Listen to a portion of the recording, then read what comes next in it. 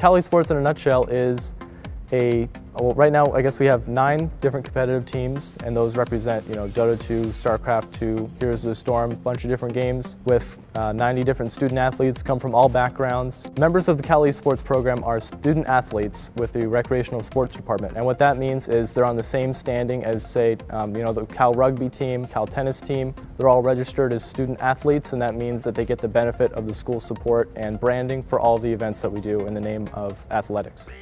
Now that we're a rec sport, I feel like of all the sports under that category, we're probably the most inclusive in the sense that, you don't have to be the tallest or, the strongest. Literally anyone can come and join our community. Last year we played in the fall TESPA Collegiate Series, and each of us won about $6,000.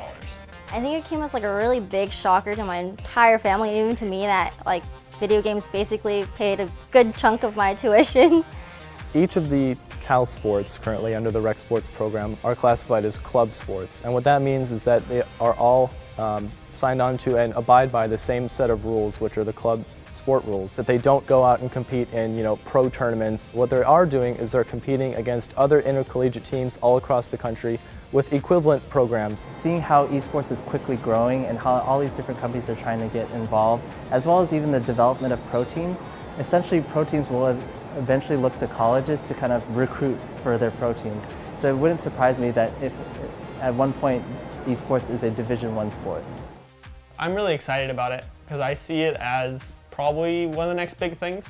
I don't know how long it's going to be before it becomes successful, but I know it's just a matter of time. We're seeing a lot of these esports tournaments dramatically pick up the pace that they're operating, and we're seeing globally, much more interest is being generated in esports as a sport. Popular networks like ESPN have been featuring esports more regularly. We're also seeing a lot of other colleges starting to mobilize as well and follow in our footsteps, making their own versions of their collegiate esports programs more formalized.